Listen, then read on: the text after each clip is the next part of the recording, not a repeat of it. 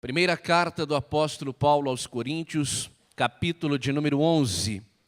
Nós faremos uma leitura bastante conhecida de toda a igreja, em especial neste culto de celebração da ceia do Senhor, a partir do versículo de número 23. Eu vou ler dois textos na palavra do Senhor. 1 Coríntios, capítulo 11, versículo 23 diz assim: Porque eu recebi do Senhor o que também vos ensinei, que o Senhor Jesus, na noite em que foi traído, tomou o pão, e tendo dado graças, o partiu e disse: Tomai, comei, isto é o meu corpo que é partido por vós, fazei isto em memória de mim. Semelhantemente também, depois de cear, tomou o cálice, dizendo: Este cálice é o novo testamento no meu sangue, fazei isto todas as vezes que beberdes, em memória de mim.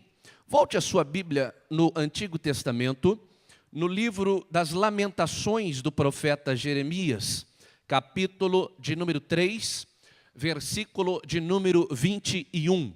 Lamentações de Jeremias, capítulo de número 3, versículo de número 21. Diz a palavra do Senhor neste texto o seguinte: Disso me recordarei no meu coração, por isso tenho esperança. Amém. Volte a sua atenção para cá, por gentileza. Eu quero, nestes breves minutos, neste culto de celebração da ceia do Senhor, falar sobre a importância, sobre o valor da memória. Pensando na importância, na função, no objetivo da memória, eu quero compartilhar convosco esta noite sobre uma memória que nos traz esperança. Me permita repetir o tema desta palavra, que não é minha, mas é palavra de Deus para a sua igreja esta noite, para você guardá-la em seu coração. Uma memória que nos traz esperança. Queridos irmãos, nós estamos, conforme lemos no texto de 1 Coríntios, em uma noite de celebração, mas uma noite de memória, uma noite memorial, uma noite de lembrança, uma noite de recordação. É nesta oportunidade da celebração da ceia do Senhor, que nós, os servos do Senhor, que nós, o corpo vivo de Cristo nesta terra, que nós, a igreja do Senhor Jesus Cristo, se reúne para em comunhão, para juntos nos lembrarmos do sacrifício de Cristo em nosso favor ali no Calvário. Pensando na realidade e na beleza da memória, fui levado pelo Espírito Santo do Senhor a esta passagem de Lamentações, no capítulo 3, versículo de número 21, quando o profeta Jeremias, ao escrever estas palavras, estava demonstrando uma profunda tristeza em que estava vivendo. A realidade do capítulo 3, versículo 21, do livro de Lamentações, nos mostra o profeta Jeremias, convidando o povo de Deus a reconhecer a sua situação pecaminosa. E quando o profeta do Senhor faz este convite ao povo, para se voltar a Deus, para reconhecer a sua condição de pecado, ele é muito claro, ele é muito objetivo, e ele é muito direto, quando convida o povo para voltar-se para Deus, para que desta forma, voltando-se para Deus, pudessem ser alcançados pela misericórdia deste Deus. O capítulo 3, versículo de número 21, em outra tradução da Bíblia Sagrada, ele diz assim: Quero trazer, expressando o sentimento do profeta neste momento, a minha memória, aquilo que me pode trazer esperança. Em uma conhecida versão da Bíblia Sagrada, a versão Almeida do século 21, publicada pela editora Vida Nova, este mesmo versículo, o 21 do capítulo de número 3, ele expressa este sentimento do profeta Jeremias da seguinte maneira: Mas eu quero me lembrar de algo que verdadeiramente pode me dar esperança. Observe, querido irmão, querida igreja do Senhor, que mesmo sabendo, mesmo conhecendo as verdades maravilhosas a respeito de Deus, mesmo tendo experiências maravilhosas com o Senhor seu Deus, o profeta Jeremias, num momento de sofrimento, num momento de choro, num momento de lamentação, ele não conseguia se lembrar destas realidades especiais, que poderiam, neste exato momento da sua história, fazer toda a diferença na sua vida. Foi necessário, e este texto nos demonstra esta realidade, uma disposição por parte de Jeremias. Foi necessária uma determinação para ele vasculhar na sua mente, ou seja, para ele encontrar na sua memória algo que pudesse verdadeiramente mudar a sua história, mudar a sua própria sorte. E o que o texto nos informa, o que o texto nos diz, o que nós acabamos de ler, é que Jeremias, ele trouxe à sua memória algo que ele conhecia. Ele trouxe à sua memória algo que ele tinha experimentado em suas experiências com o Senhor seu Deus. E a boa notícia para nós aqui esta noite é que este mesmo tipo de experiência vivenciado por este profeta do Senhor pode ser vivenciado nesta noite de celebração da ceia do Senhor, porque Deus nos colocou aqui esta noite para nos lembrarmos que mesmo em meio a um mundo desacreditado em todas as coisas, mesmo em meio a um mundo que não consegue visualizar algo à sua frente, existe um povo que pode, assentado à mesa do Senhor, se recordar que nós servimos a um Deus poderoso, servimos a um Deus grandioso, servimos a um Deus maravilhoso, a um Deus que deu vitória para o seu povo no passado, que não mudou, é o mesmo que vai nos abençoar no dia de hoje, em nome de Jesus. Queridos, quando nós falamos da importância da nossa memória, da importância de não nos esquecermos dos feitos de Deus, nós devemos ter em nossas mentes aquilo que Deus já fez em nosso favor. No capítulo 13 do livro de Êxodo, no versículo de número 3, a Bíblia Sagrada disse que Moisés, falando com o povo, disse para eles o seguinte: lembrai-vos deste mesmo dia, em que saístes do Egito, da casa da servidão, pois com mão forte, disse Moisés ao povo, o Senhor vos tirou daqui, portanto, não comereis mais o pão levedado. O Salmo 105, versículos 4 e versículo de número 5, o salmista disse assim: buscai ao Senhor e a sua força, buscai a sua face de forma contínua. E ele continua no versículo de número 5 dizendo o seguinte: lembrai-vos das maravilhas que ele fez, dos seus prodígios, dos seus juízos e também da sua boca. Falando da importância da memória, a Bíblia Sagrada nos apresenta no livro de Neemias, no capítulo 4, versículo de número 14, o povo de Jerusalém enfrentando muitas adversidades. Diz este texto de Neemias, no capítulo 4, versículo de número 14, que havia uma grande miséria sobre a cidade naquele momento. O desafio era enorme para reconstruir tudo.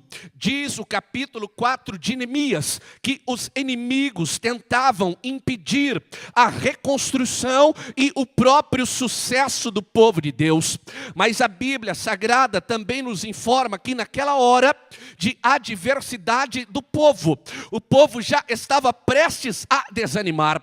Foi nesta hora, diz o texto sagrado, que Neemias motivou o povo a se lembrar do Senhor. E quando o povo começou a recordar dos feitos do Senhor, a Bíblia diz que um reânimo veio sobre eles e uma força vinda do alto veio sobre a vida deles, e naquela hora eles tiveram forças para reconstruir o que estava perdido. Em nome de Jesus, quem tem ouvidos, ouça o que o Espírito diz à sua igreja. Deus te colocou aqui esta noite, não para cumprir um cerimonial religioso, mas Deus te trouxe aqui nesta noite chuvosa, para você se lembrar que Ele não te desampara um minuto sequer, e mesmo que a situação seja de adversidade, lembre-se, Ele já agiu em teu favor no passado, Ele já deu vitória para você no passado, e hoje não vai ser diferente.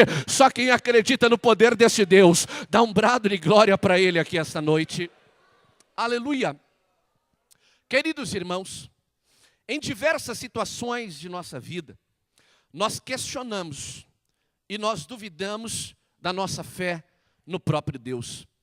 O capítulo de número 3 de Lamentações, ele indica pelo menos 32 itens que expressam este sofrimento de Jeremias.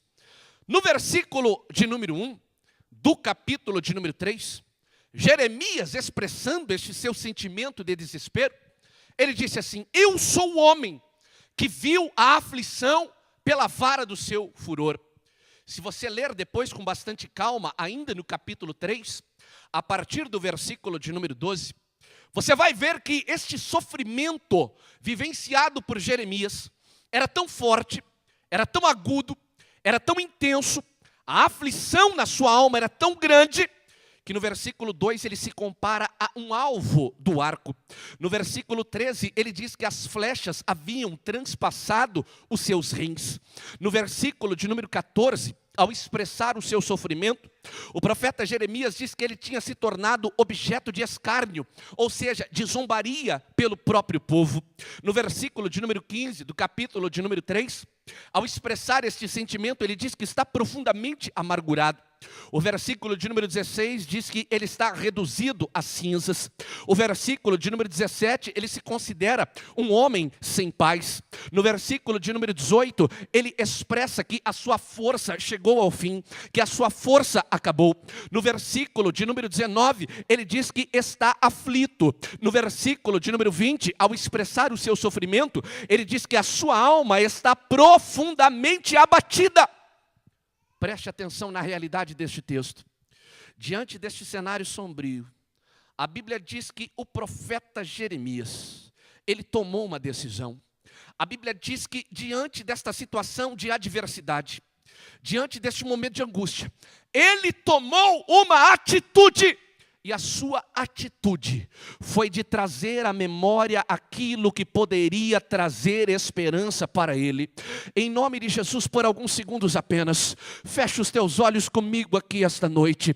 Eu não sei qual é a sua condição, eu não sei o que te trouxe a esta celebração da ceia do Senhor, eu não sei o que te motivou a sair da tua casa e entrar nesta igreja esta noite, eu não sei qual o grau de angústia, eu não sei o tamanho da sua dor, eu não sei a intensidade do seu problema, mas uma coisa eu sei, que se você se lembrar, que se você trouxer a tua memória, que se você resgatar na sua memória o poder deste Deus, toda tristeza vai cair por terra, toda aflição vai ficar aqui esta noite, e em nome de Jesus Cristo, você experimenta a alegria que vem do alto, e o milagre que Deus tem para a sua vida, em nome do Senhor Jesus, aleluia. Agora, queridos, quando nós não nos lembramos mais, quando nós nos tornamos insensíveis, quando a nossa memória já está cauterizada, algumas coisas começam a acontecer na nossa vida. O Salmo 137 é um bom exemplo da falta da prática da lembrança. O Salmo 137, ele relata a condição de um povo que havia perdido a sua capacidade de se lembrar da ação de Deus em seu favor. O versículo de número 1 e o versículo de número 2 do Salmo 137 dizem que junto dos rios da Babilônia o povo havia se assentado para chorar, porque se lembravam de Sião. O versículo 2 do Salmo 137 diz que sobre os salgueiros que havia no meio dela, eles haviam pendurado as suas harpas. Nós encontramos nesta realidade pelo menos 3 lições práticas nas nossas vidas.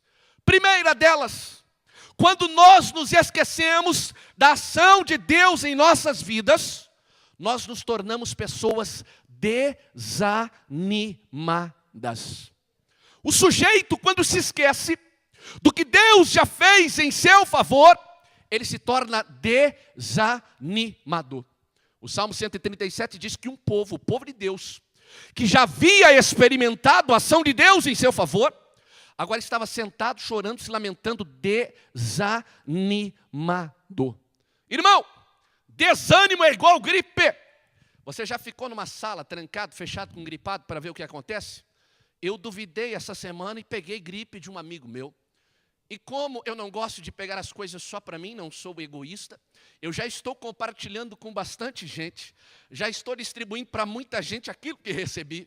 É assim, é contagioso. Quando você está perto de um gripado, você fica gripado. Quando você está perto de uma pessoa alegre, mesmo que você não esteja muito feliz, você vai ficar alegre. Você já viu a pessoa que está do seu lado? Se ela sorriu para você, você vai sorrir para ela. É natural. Se ela está empolgada e motivada do seu lado, mesmo que você esteja cansado, gripado, quem sabe, depois de uma jornada aí, de um domingo cansativo, você vai ficar animado. Agora, desânimo é igual gripe, meu irmão. Se você está do lado de uma pessoa que está abrindo a boca de sono, braço cruzado, não vê a hora desse culto acabar, não vê a hora desse pregador parar de falar, isso vai pegando em você. Agora isso acontece na vida de quem se esqueceu do que Deus fez em seu favor. É aquele crente que vem para a igreja, vive desanimado, vive criticando a igreja, vive criticando o pastor, vive criticando os irmãos. Ele senta aqui e fala, eu estou aqui na ceia de hoje apenas porque eu estou acostumado. Já fazem 30 anos que eu tomo ceia aqui, então eu vou lá para ver o que vai acontecer. Afinal de contas não vai fazer mal nenhum. Meu irmão! Quando você se esquece do que Deus fez em teu favor, você se torna desanimado. Agora o crente verdadeiro, cheio do Espírito Santo do Senhor, ele veio aqui na igreja não para barganhar com Deus, ele não veio buscar alguma coisa em troca, mas ele veio aqui para dizer, eu me lembro, eu era um miserável pecador, mas o sangue vertido de Cristo ali na cruz do Calvário, sangue carmesim, foi derramado por mim, aleluia, e por isso eu posso glorificar a Deus esta noite. Se isto é verdade, meu irmão, levanta uma das suas mãos para o céu assim, dá um brado de glória para esse Deus. Oh, rebacanda lá, piachurecanda lá, passurianda lá. Aleluia. Tem gente que pensa assim, não, só dou glória a Deus se eu receber alguma coisa. Não adianta nem pedir, não adianta me forçar, não adianta vir com essa retórica de pregador, que eu só dou glória a Deus se eu sentir alguma coisa aqui, meu irmão. Só o fato de você estar respirando aqui esta noite, só o fato de você estar sentado nessas poltronas aqui esta noite, só pela alegria de estar em comunhão com os teus irmãos, aleluia.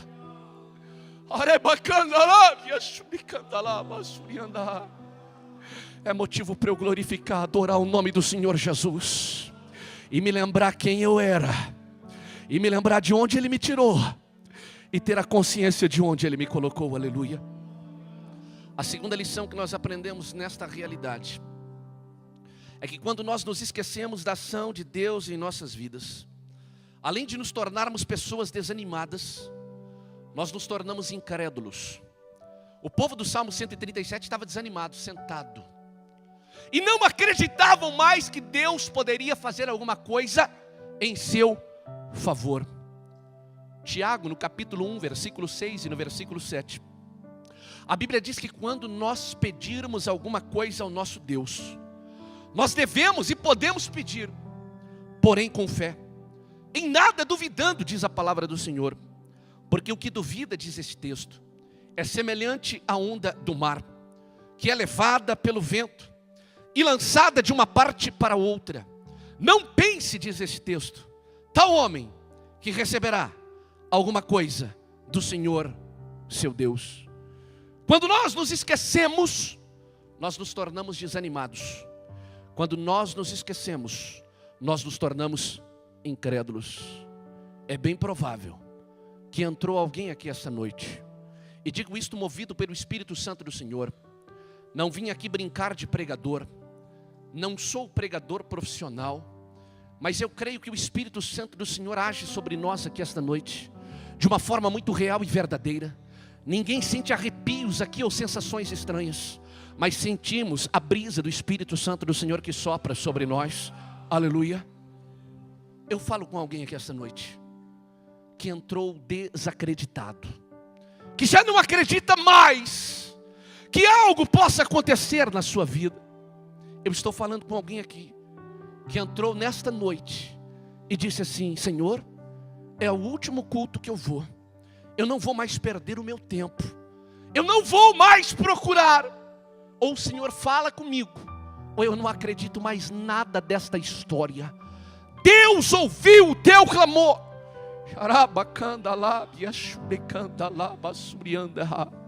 Mesmo que alguém tenha te dito, não vale a pena ir lá, vai perder o seu tempo e ouvir aquele discurso de sempre. Mentira do diabo. Aquilo que parecia impossível aos teus olhos, em nome de Jesus, em nome de Jesus, em nome de Jesus, se torna possível agora sobre a sua vida. Você não precisa esperar aquele relógio bater os últimos minutos deste culto, porque Deus não tem um momento especial no culto para realizar milagre, para se manifestar no nosso meio. Porque se você crê, Ele se manifesta agora sobre a sua vida. Ele traz resposta agora para você. Ele opera aquilo que você veio buscar. E se eu fosse você, eu já receberia isto da parte do Senhor, glorificaria e exaltaria o nome dEle. Aleluia.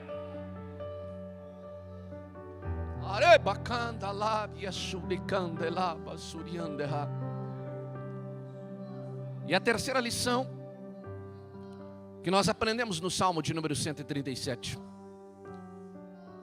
Quando a nossa mente está impedida de se lembrar, quando a nossa mente já ficou cauterizada pela impossibilidade de se lembrar o que Deus já fez em nosso favor, além de nos tornarmos desanimados, além de nos tornarmos incrédulos, a terceira lição nos mostra que o esquecimento da ação de Deus em nossas vidas provoca insatisfação.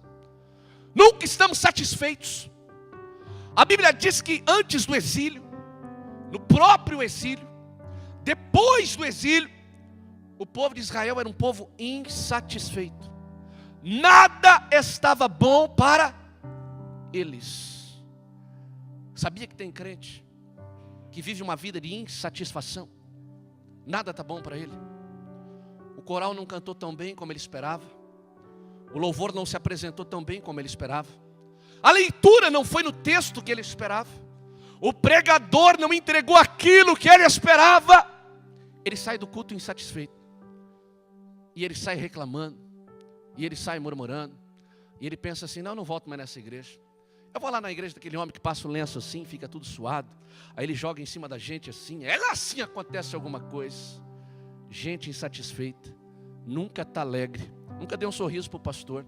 Dá até medo de olhar para ele. Tem um irmão exagerado ali na igreja sede que ele diz assim: Eliel, tem crente que parece pitbull. Eu fiquei imaginando um crente pitbull. Como é que pode ser um sujeito como esse? E se você olha para ele assim, ele faz assim. E eu fiquei imaginando: Jesus, será que tem? E não é que tem, gente. Nunca está alegre, nunca tem uma palavra boa para dizer, sempre desanimando os irmãos. Agora o crente que sabe o que era, de onde Deus o tirou, onde Deus o colocou. Aleluia, aleluia. Será que tem um perto de você aí, meu irmão? Aleluia, aleluia, aleluia, aleluia, aleluia. A alegria dele é de estar na casa do Senhor. Aleluia. Não precisa ter um cantor especial, não precisa ter um pregador especial, não precisa ter nada de especial, porque quem é especial, ele já viu que é Jesus, o Rei dos Reis, o Senhor dos Senhores, o amado da nossa alma. Aleluia. E pela presença de Jesus o seu coração transborda de alegria. E ele tem hinos espirituais, cânticos espirituais, louvores a este Deus. Sabe por quê? Ele não se esqueceu que esse Deus já agiu na sua vida no passado. Aleluia. E para concluir esta reflexão,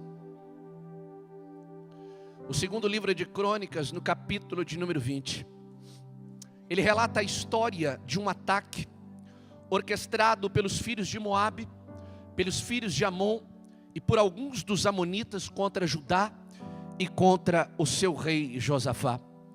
Interessante, quando você analisa o capítulo de número 20 do segundo livro das Crônicas, você observa que os mensageiros de Josafá trazem uma mensagem para ele.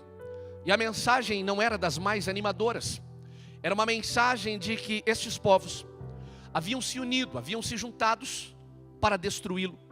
A mensagem é de que toda a Judá seria destruída e seria exterminada. Não havia a menor possibilidade de reversão daquele quadro. Quando eles trazem a notícia para Josafá, o segundo livro das Crônicas, do capítulo de número 20, a partir do versículo de número 3, diz que Josafá buscou a face do Senhor, seu Deus. Quando eu analiso este capítulo, eu vejo a beleza de quem confia, de quem acredita, de quem confia no seu Deus. Ele poderia ter consultado os chefes do exército, os seus generais, os seus conselheiros, mas diz a Bíblia que diante da mensagem de ataque, ele vai buscar a face do Senhor. Ainda no versículo de número 3, diz que quando ele buscou a face do Senhor, seu Deus, ele apregoou um jejum em todo o Judá. No versículo de número 6, a Bíblia diz que ele começou a orar, a buscar a face do Senhor, com o seu coração cheio de temor. Mas é o versículo de número 6 que me chama a atenção. Diz que quando ele busca a face do Senhor, através do jejum, orando cheio de temor, com reverência diante de Deus, ele começa a se lembrar do seu Deus. Ele começa a se lembrar do Deus dos seus pais.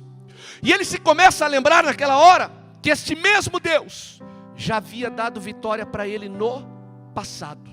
A partir do momento que ele começa a se lembrar que Deus já havia dado vitória para o seu povo no passado, uma esperança renasceu no seu coração.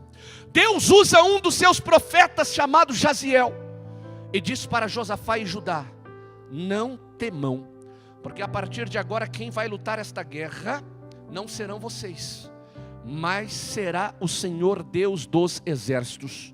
A Bíblia diz que Josafá colocou todo o povo de Judá em formação para a guerra, e eles não precisaram jogar uma lança sequer, não precisaram jogar uma pedra sequer sobre o inimigo, porque o espírito de confusão veio sobre os inimigos do povo de Deus, de forma que eles começaram a guerrear uns contra os outros. Deus deu vitória para o seu povo naquela hora, porque através da oração, eles se lembraram e confiaram que o mesmo Deus não havia mudado, era o mesmo Deus que pelejava por eles. Que na sua memória você possa ter bem claro aí na sua vida, que este Deus não mudou, Ele é o mesmo, Ele luta por você, peleja por você, dá vitória para você. Eu quero concluir esta reflexão me lembrando de algo que aconteceu há 5 anos atrás na minha vida. Alguns dos irmãos que estão aqui, que me conhecem um pouco mais de perto, já ouviram o que eu vou compartilhar aqui. Me perdoem, mas eu preciso repetir mais uma vez. Eu tenho 35 anos de idade. Eu sou mais novo do que você imagina, meu irmão. E há 5 anos atrás eu enfrentei uma crise na minha saúde muito aguda. Eu enfrentei um infarto. Fui levado às pressas a uma unidade de tratamento intensivo aqui na cidade de Curitiba. Não é normal alguém na minha idade, 30 anos de idade, sofrer um infarto. Quando cheguei ali naquele hospital, eu estava desacordado, sem consciência. Passou um tempo, eu retornei à minha consciência. Quando eu abri os meus olhos, eu estava sendo monitorado. Quem já passou por uma UTI sabe exatamente o que eu estou dizendo aqui. O meu coração estava sendo monitorado, os meus braços monitorados, a minha barriga monitorada, as minhas pernas monitoradas, os meus pés monitorados. Havia uma série de garrinhas coladas no meu corpo, e essas garrinhas ligadas por um fio iam até um monitor, onde os médicos cuidavam da minha situação. Quando eu abri os meus olhos e eu me mexi, um daqueles médicos que estava perto de mim deu um grito dentro da UTI e disse: ele voltou. Meu irmão, eu não estava entendendo direito o que estava acontecendo. Mas se tem uma coisa boa da gente ouvir, é abrir o olho dentro de um hospital e ouvir alguém gritando do seu lado que você voltou.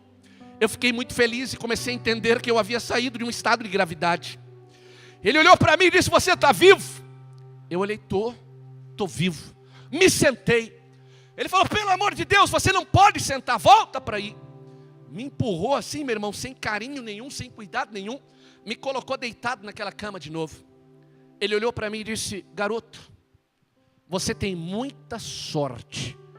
Ninguém que chegou no estado que você entrou nesse hospital saiu daqui vivo. Você sabe que quanto mais novo o sujeito tem um infarto, maiores são as chances de ele morrer. Uma pessoa mais idosa, uma pessoa mais velha, o seu organismo tem uma estrutura que o protege e que lhe dá mais possibilidade de vencer um infarto, coisa que não acontece com pessoas mais novas. Quando ele me disse que eu era um garoto de sorte, eu olhei para ele e falei: doutor, eu sou crente. Crente não acredita nesse negócio de sorte. Ele olhou: ah, você é crente. Todo crente que vem aqui fala isso. Escute, eu falei para ele: crente de verdade não vive pela sorte. E o que tem de gente hoje vivendo pela sorte, vivendo pela força do destino. Se eu voltei como o Senhor falou, é porque existe um Deus que tocou no meu coração, me tirou desta condição de morte e está me colocando na vida novamente. Ele disse: ei, crente, você é muito otimista, você não tem mais do que 1 ano de vida. Escute, se eu fosse você, eu aproveitaria os últimos 365 dias da minha vida e faria tudo que a vida pode me proporcionar, porque daqui a 1 ano você não vai estar vivo para dizer que você tem um Deus que pode mudar o seu coração. Meu irmão, mexeu comigo, sabe? Algumas pessoas acham que eu sou meio calmo igual meu pai, mas se esquecem que meu pai tem uma mãe, e minha mãe não é tão calma como meu pai. Mexeu comigo aquela hora, meu irmão. Eu fiquei sentado de novo na cama. Eu não estou aconselhando você a fazer isso, pelo amor de Deus. Eu não estou incentivando você a fazer isso. Eu arranquei tudo aquilo que estava me monitorando, tirei tudo, irresponsabilidade, mas tirei tudo, arranquei tudo. Olhei para ele e falei: doutor, o senhor não me vai ver daqui a 1 ano, mas o senhor vai me ver em 2009, em 2010, em 2011, em 2012. O senhor vai me ver em 2013. E se o meu Jesus não vier, o senhor vai me ver em 2040, Jorge, 2041, 2042. Porque o meu Deus me deu vida. Aí eu fui para casa. Quando eu cheguei na minha casa, eu dobrei os meus joelhos e eu comecei a orar. E eu comecei a chorar naquele dia de desespero. Não era normal na minha cabeça ter ficado doente. Não era normal ter enfrentado um infarto. E não era normal receber uma notícia que dentro de 1 ano eu iria morrer. E eu orei tanto aquele dia, eu chorei tanto na presença do Senhor aquele dia, que eu perdi a minha força. E eu caí literalmente no chão da minha casa. Colei o meu rosto no chão. De repente, uma luz de uma intensidade muito grande invadiu o quarto que eu estava. Eu estou te contando uma experiência. Eu não estou te contando uma coisa que eu ouvi alguém falar. E quando eu olhei para o centro daquela luz, eu ouvi o meu Deus me chamando pelo meu nome, dizendo: Eliel, te coloca em pé. Eu comecei a me arrastar ali no quarto, me encostei ali no nosso armário, no nosso guarda-roupa. E a voz de Deus para mim foi a seguinte: quantas vezes eu quis me manifestar para você, Eliel, mas você estava tão envolvido com as coisas aqui da terra, que você já não se lembrava mais de se relacionar comigo. Por quantas vezes, Eliel, eu quis operar um milagre na tua vida, mas parecia que a tua agenda estava tão ocupada, que você sequer tinha momentos de intimidade comigo como você teve hoje. Enquanto você se coloca em pé aqui esta noite, às vezes as adversidades existem para nos aproximar de Deus novamente. Às vezes as situações de crise existem para nos colocar bem pertinho dele novamente. Naquela hora que eu estava me lamentando e chorando no chão da minha casa, Deus me fez lembrar de algo extraordinário. Há 5 dias antes deste dia que eu estava ali chorando, eu apresentava o programa de rádio da igreja aqui na cidade de Curitiba. E naquele dia cheguei bem cedo para trabalhar. Quando atendi o telefone, um homem se identificou de uma cidade do estado do Mato Grosso. E ele me disse assim: é da Igreja Assembleia de Deus em Curitiba? Eu disse sim. Ele me falou: olha, eu não posso me demorar muito. Eu tenho uma filha de 7 anos de idade, que está numa cadeira de rodas. A minha filha já nasceu com essa limitação em sua saúde. Mas ontem, me disse aquele senhor, eu dobrei os meus joelhos ao lado da cadeira da minha filha. A minha esposa se colocou de joelhos do outro lado. E nós oramos. E pedimos que Deus realizasse um milagre na nossa casa. E Deus me orientou a hoje, pela manhã, ligar para esta igreja. E a primeira pessoa que atendesse esse telefone ia orar pela nossa filha. E a nossa filha ia ter que levantar. Sabe o que eu respondi para ele? Eu falei: irmão, liga daqui 10 minutos. Porque daqui 10 minutos vai ter um pastor poderoso aqui. Quando ele ora, meu irmão, o hospital fica vazio. O homem tem um poder, uma unção de Deus tão grande. Daqui 10 minutos ele está aqui. Aquele senhor disse para mim: ei, eu não estou de brincadeira. Deus me disse que o primeiro foi você.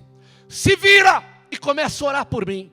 Irmãos, eu fiz a oração mais rápida da minha vida, pedindo perdão pela incredulidade e pela falta de fé. É fácil falar de fé, mas é difícil confiar nesse Deus que a gente prega, que a gente canta e que a gente às vezes faz de conta que está servindo. Eu falei: Jesus, me perdoa, tem misericórdia de mim, eu não sou crente coisa nenhuma. E eu comecei a orar por aquele senhor. Um silêncio mortal veio naquela ligação. E de repente eu escutei um grito do outro lado do telefone. E eu pensei: pronto, esse homem deve estar muito bravo comigo, deve estar muito chateado comigo. Afinal de contas, pode não ter acontecido nada com a filha dele. E eu escuto um grito e ele me diz: ei, eu não sei o teu nome, não quero saber quem você é, mas eu quero te dizer que a minha filha está pulando do meu lado e correndo de um lado para outro de dentro dessa casa. Foi nessa hora de desespero, de angústia, de amargura no meu coração, que Deus me fez lembrar que há 4, 5 dias anteriormente Ele havia levantado uma menina da cadeira de rodas, e Ele mesmo poderia me dar a cura naquele dia. 5 anos se passaram. Todos os anos eu vou àquele cardiologista. Ele olha para mim e diz: Eliel, eu não consigo entender, mas parece que arrancaram o teu coração e colocaram um coração de criança aí dentro. Eu disse: não se preocupe, isto é realidade. É o meu Deus que operou algo extraordinário na minha vida, que me sustenta na destra das suas mãos. Com seus olhos fechados por alguns instantes apenas.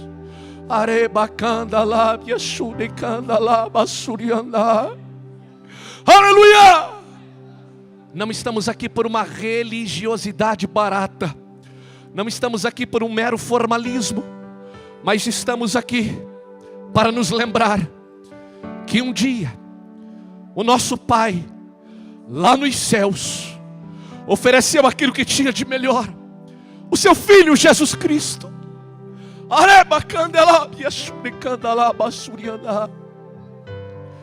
Era para eu e para você estar lá, era para um de nós estarmos lá, mas Ele oferece aquilo que Ele tem de maior valor. Jesus é pregado no madeiro, Jesus sofre todas as dores no seu corpo físico.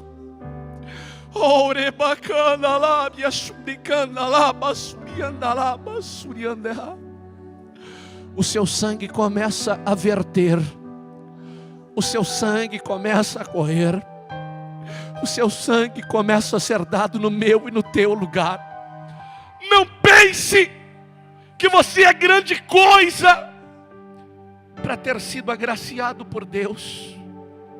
Se não fosse a bondade dEle, o amor dEle, a misericórdia dEle, a compaixão dEle, nem eu e nem você estaríamos aqui.